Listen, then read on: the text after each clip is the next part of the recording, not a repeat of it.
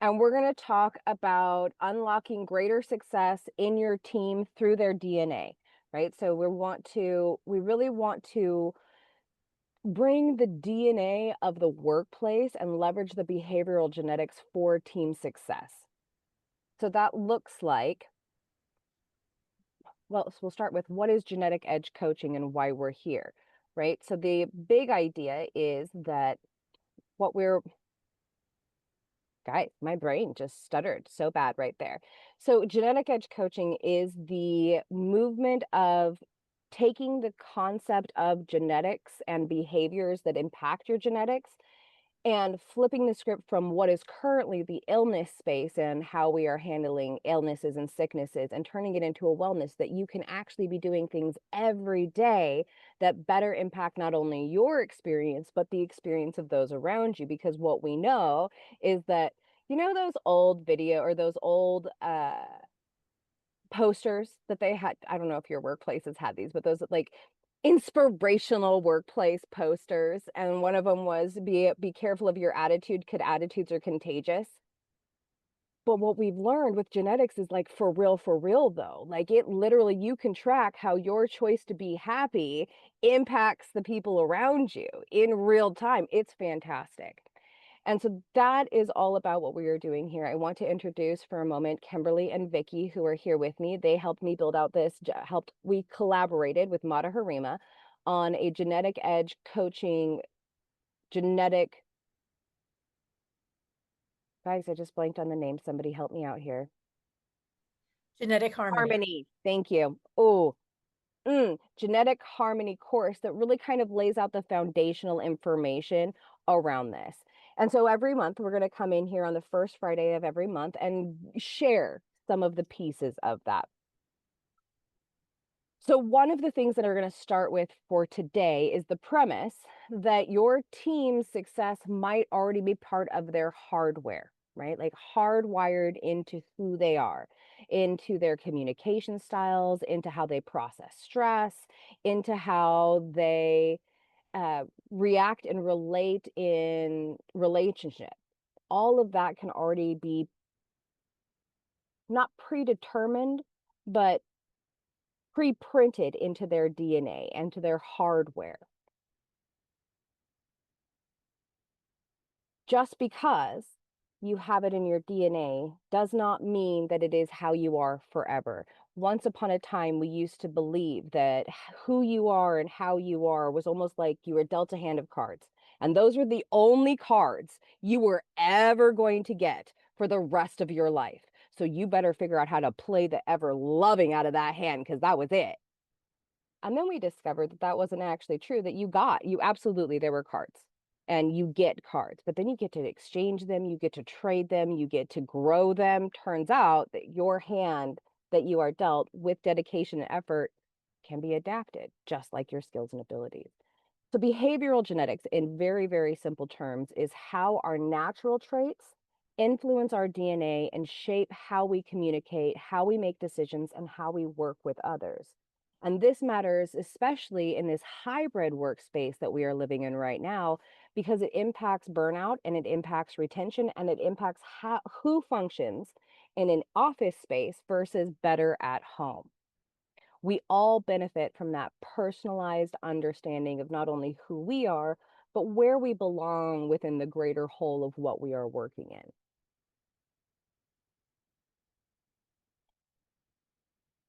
Fast-paced versus structured environments. So, for example, one person is going to thrive with all of the freedom to just do what they need to do. And when they hyperfixate, they will get a bunch of work done, but they're going to need that rest time. And then there are other people who will really thrive in a high paced environment, which is constantly pushing you to do more and do better. And that doesn't mean that the person who needs that quiet time is in any way less than damaged or broken. It just means that that's how they process and how they work. And it doesn't mean that the person who likes to be pushed and run faster and do more is any better or more equipped for success. It's simply how they process information. Those are those hidden strengths, but also hidden friction points that we often don't like to talk about in the workplace because it can be really uncomfortable, because my way of doing something might be different than somebody else's way of doing something. And that immediately physiologically triggers the ego in our brain to be like, oh my gosh, we're on fire. We are being challenged. The world is on fire. It's not, right? Like we know that. You can look around and be like, oh, look, nothing, there's no tigers chasing me. Oh, isn't that crazy? But your brain doesn't necessarily know that. It is still going to follow those old pathways. So we can highlight how certain team members can feel out of sync, not because they have mismatched skills, but because they have a mismatched work style. I'm going to share a little story. Okay. So I work in restaurants for decades. I had worked at both operations and in executives in restaurants. And one of the things that I found so fascinating is as one of the things that our company was proud of is that we would advance people from within, right? So we would pull our operations team up to our executive level. It is the goal of most corporations, right? Because you can really track the performance thread. However, when you take someone from the front of the house and you move them to the back of the house, which is part of the process, there's an entire learning curve that comes from that. While the front of the house has all of those composure skills, all of those communication skills, they have a also more set pace. Whereas in the kitchen, it's hustle and slow and hustle and slow and hustle and slow. And the communication is different. I'm going to say that. I'm going to say the communication is different. And then you take that person that who made it, who was great at the front of the house, and then they made it through the back of the house, and then you get them into an executive space, and they have to use all of those skills all of the time, and their brain is constantly exhausted. So one of the things that we learned to do was to give leeway time as they're moving into these spaces. And so we would have them come work at the executive space and then go share that information back to the kitchen. Then we'd bring them back to the executive space and we'd have them go share that information back to the front of the house so that they could get into the habit of leaning into the new space and then pulling back and recovering into what is familiar so their brains could build that pathway. And as soon as we started that behavior, one, big brag, it got our communication so high. We had the best trust scores in our surveys that year. It was incredible because the information was actually getting out by people that we trusted. And then two, we had the lowest turnover for any of our staff that year. We had a 75% retention rate in restauranting, which typically, just so that if you're not a restaurant person, the turnover is about 80% standard. Like a 20% retention is hot in restaurants. Yeah. And all because we went, oh, what if they're not broken? What if they're human? What a crazy idea.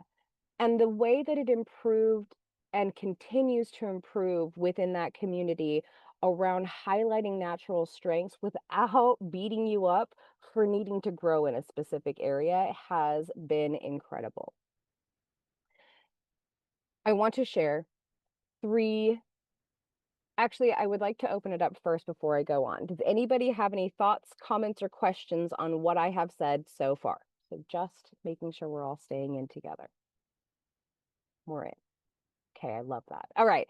So strategies. I want to give you some practical things, not just restaurants can do, but that anybody can do if they are working with a team so that you can start seeing some immediate impact by leveraging and understanding that our genetics make up who we are, but they do not define us. However, you're gonna have to make some room for how we are to grow to who we want to be, right? So the first strategy that I love to share is mapping your team's natural tendencies. And this often feels really slow, especially for those who are heavy doers and pushers, because it really forces you to observe first and track before making any changes, which in my BS, in my belief system, that's really, really powerful. And it generally delivers the best results, but it is not necessarily our natural tendency. Naturally, we see something, we're like, fix it. This says observe it. So the first thing to do is to have a lightweight assessment or just a series of observation behaviors that you are tracking and watch.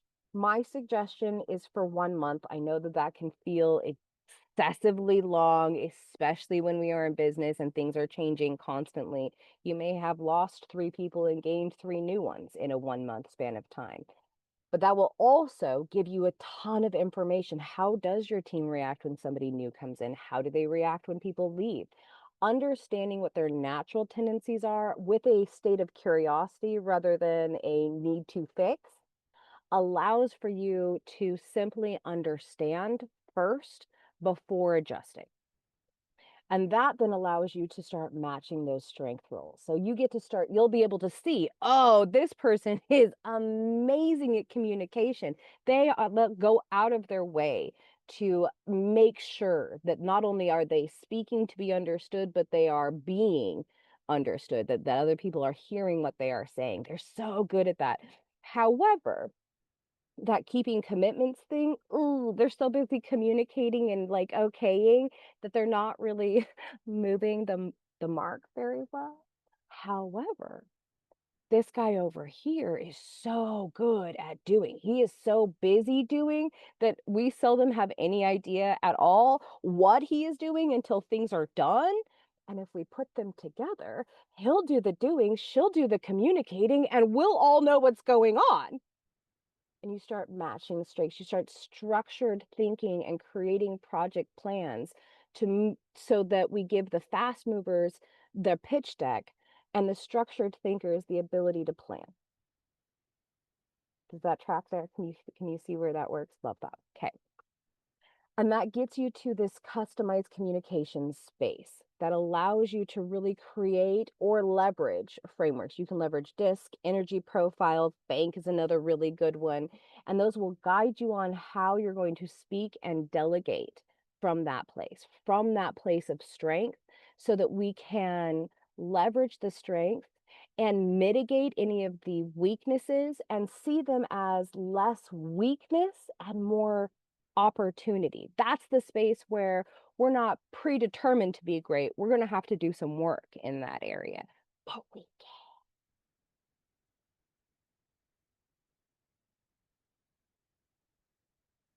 And that's really what understanding genetic edge can do in the workplace for team wellness, rather than looking at your team as a bunch of individual cogs who have to fit in just the right way, and this square peg has got to figure out how to get into that round hole, and driving yourself literally insane, which I feel a lot of executives spend a lot of time doing.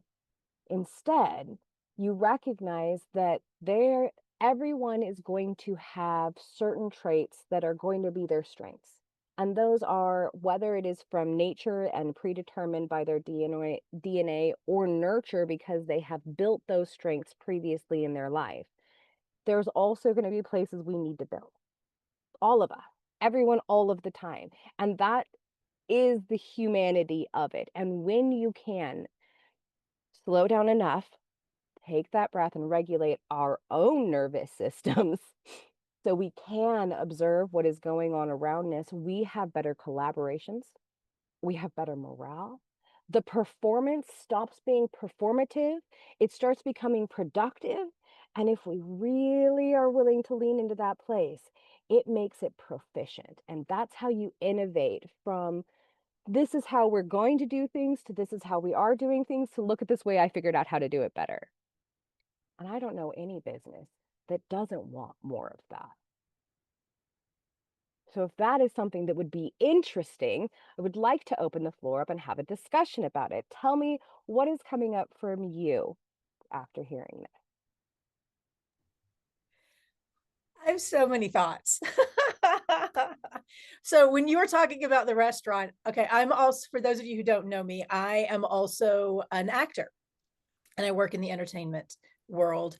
And I am one of probably 3 actors on the planet who has never waited tables. And the reason I did that is because I knew I would be horrible at that. I am neurospicy. And while I didn't always know and identify as neurospicy, I didn't like, I just thought, I don't seem to process things the way everybody else does, but I didn't know I have a name for it. But I knew that like I wouldn't have the patience for it, and I wouldn't have the attention span for it, and I wouldn't have the patience with myself, but definitely not the patience with the customers, because I had sat at those tables where everybody's, oh, I want, all this special stuff. And you got another table that's screaming over there and caring. Like it just was like way too much. I'm like, this is not the job for me. So what I did do is a lot of office jobs. And so I've worked in a lot of different office spaces, and seeing how there is a rigid culture in each of those, and no two were really the same. And there were some where I felt like I really could just be myself, and that was great. And there were some where I really felt like I was having to fit into their mold. And so it makes perfect sense, everything that you're saying here about how adjusting to that can make such a difference in the efficiency of the office, in the mood at the office, and in so many ways. Yeah. And then the last thing that I was thinking about, well, there were millions of things going on, but one is something that I've actually been thinking and processing and to figure out for myself for a while now is, so as an actor, when I go on set, if I'm on a TV show, typically it's a TV show that's, been around for a while, or even if it's a new show, they've been shooting for months before my, few days on set. And so they have a system and they have a process. And I've always thought of it as my job to fit into the machine that they've already created. And so I would try to adapt myself into it, but it never really fit. And so I'm in the process of looking at how can I help them understand me better so that they can create an environment that is mutually beneficial for us without terrifying them. Because if you just say, okay, I'm neurospicy, then depending on what their experience is with that, they could be terrified of like, oh my God, crazy actor. We don't know what to expect now. She's such a wild card. We're never going to hire her again. Or they're going to think, oh my God, she's going to be so needy. She's going to be like, they're going to have all kinds of things. So figuring out how I can introduce that and introduce the way my brain works and the way that I can most comfortably integrate and we can both create some amazing art together in a way that helps everybody. So nobody gets stressed about it. So when you don't have a month and you just have, okay, I have 30 minutes to figure out how we can work together. It is an interesting but so incredibly beneficial thing to spend time and energy into creating a plan for. So I love that. Thank you, Kara. And I love that your way of doing that on set still follows the process, not a month worth of process, but that you can go and observe for a few minutes, be like, here's where I'm going to be amazing. Here's where I'm going to have some struggles. I would like to tell you that. So I'm going to go stand over here. And if you need me over here, I'm down. We'll work on that. But you want me over here. Exactly. Because the set is like, it's very short and they don't want act like they keep me in my trailer until it's time. And then they come and bring me onto set. And I'm like, my brain just, everything is too new. And I can't authentically, I can pretend like, yes, this is my house and I've lived here forever, but it is pretending. And as I'm also an acting coach. And as I have told all of my clients, and as I believe myself, you cannot successfully lie to a camera. So if I am pretending that I live there, the audience is going to see something is inauthentic. So the more time that I can spend just where's a corner where I'm out of the way of the grips and the crew and everything that's going on and all the magic that's happening, but so that I can feel like I belong here, because my character does belong here, but I don't. Jen. So Yeah. it's finding that balance where I don't get in their way, but I help them understand that this is a way that I can do my job better. And let's find a way to help me do my job better so that I can give you what you need. Thank you, because I love that you took, 'cause we were talking from an executive down, but you can use the exact same process from an employee up, right? I'm going to come and I'm going to observe. I'm going to let you know what my strengths are, where I need some help. And here's the best way for me to do that. And the more you can communicate that, oh, chef kiss, love that. Love that. What else came up for everyone? Um, what happens? That's kind of fun. Okay, the frog by the door is a recognition of being active in the Rotary Club for the last year. It's something the club gives out if you've been um, contributing above and beyond. That would be you. That tracks for me. Yeah. So anyway, the other issue I think that I run into is, and first of all, you're learning how to act, how to be an actor. So I love that part of it. But is when you see that someone is really skilled at a certain thing and they think they should be doing something else. Yeah. So how do you handle that, Kara? I love that question. Okay. So what I heard you ask is what happens when observationally somebody is really, I'm going to make things up here, right? That somebody is really good at communication, but they think that they are the best widget maker. And you're like, "Ooh, actually, your widgets are like 80% at best." But they're not prepared to hear that because they are fully convinced that that's their strength. Is that the question? Yes. Okay, love that. Um, so this same process can actually work as a feedback assessment tool as well. So you can, if let's say said person is like, no, but I'm the widgeter. And you're like, cool, cool. Huh, that's not what I'm seeing, but I love that. So let's observe that. Let's look at how your widgets come out compared to all the rest of the widgets.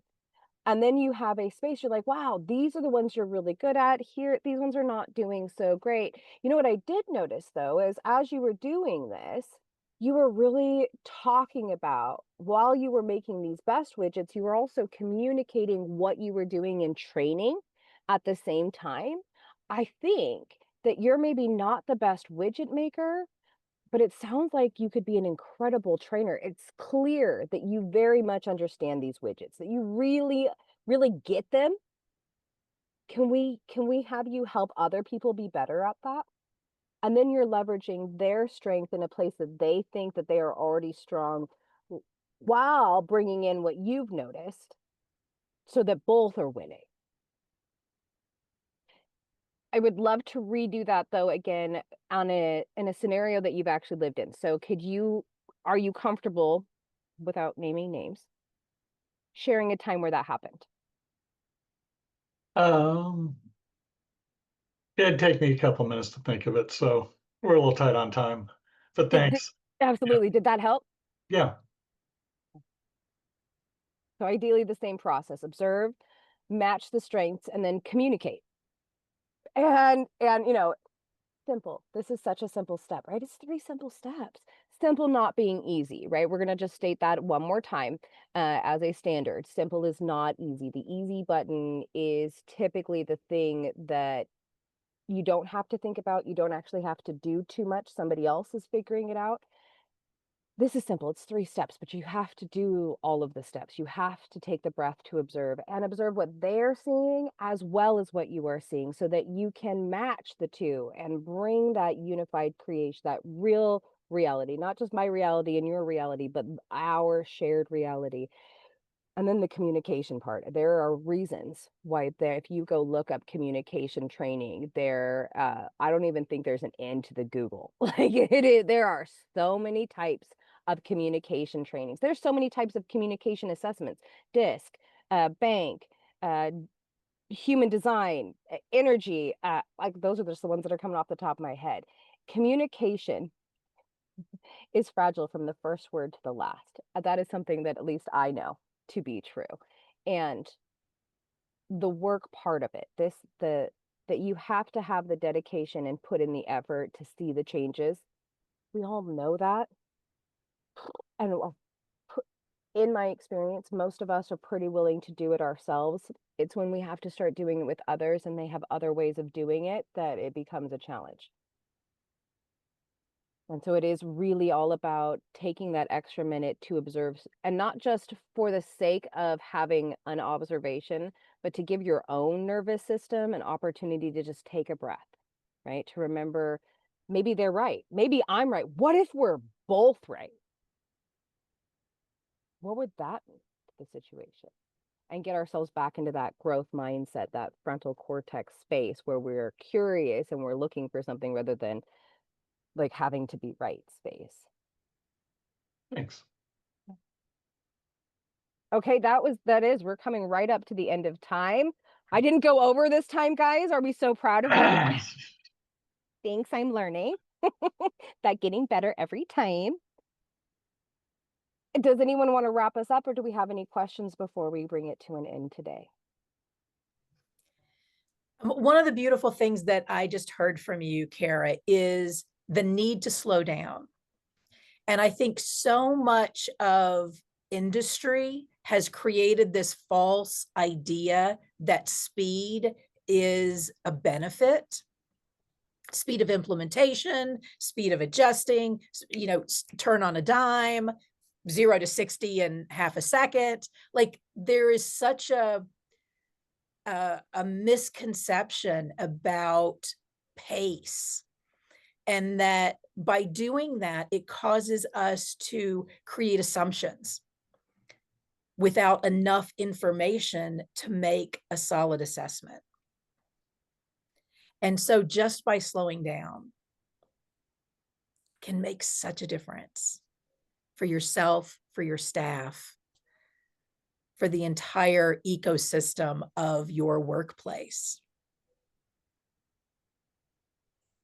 I love that. I love that. I was going to add too that we're all wired uniquely, and to blend the different strengths and weaknesses together is just a remarkable thing and makes a successful team. And you just have to be, like you said, observing and taking notes and communicating, which is so important. Beautiful. And if you would like more information, we have the Genetic Harmony on geneticedgecoaching.com. Go check it out. And we are posting more and more on YouTube. So these videos are on there as well as some of our others. So go check that out for some quick inspiration. Thank you both for being here. Have an amazing weekend.